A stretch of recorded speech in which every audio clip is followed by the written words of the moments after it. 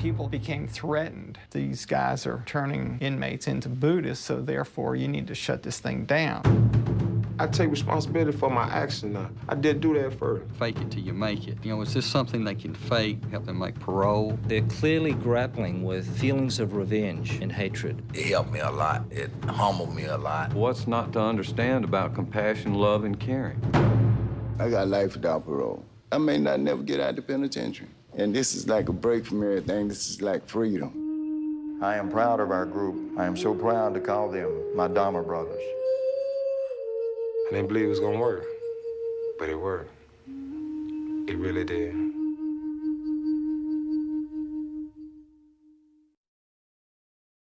I grew up in a family where I received all the benefits and privileges of a very supportive and well-endowed family. But as I thought about this for this interview, I realized that I did get a very special kind of help from my parents, and that really set me on the course of what I've been doing in my life for many years. And I grew up in a Midwestern town, a steel town in eastern Ohio, steel industry and then cornfields around outside. I can best describe it as thinking American Graffiti, the movie, just, you know, driving around cars with big fins and loud mufflers and just the joy of just kind of hanging out around town. And my 4 siblings all went to private school, and I wanted to stay home and just have fun in high school, which I did, which was great.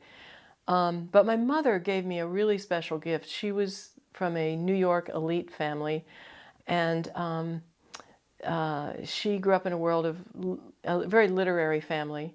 Her father was Maxwell Perkins, who was the editor at Scribner's for a lot of the great American writers of the early part of the 20th century. And my father was from a very different universe, really. His interests were so different from hers. And he was 100% Ohio native.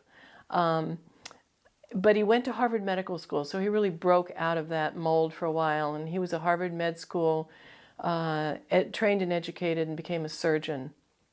And what he gave me was the importance of healing, the art of healing people. And I spent all my Saturdays throughout my childhood working in his office with him. I had a little nursing uniform that I wore. And I would watch him. I think the most important thing was sitting there and watching him with his patients. And that really left a deep impression on me. So I think those were really 2 threads that were of gifts that were given to me by my parents. And one was thinking big, thinking larger than that very spot where you're living, and wanting to become a healer.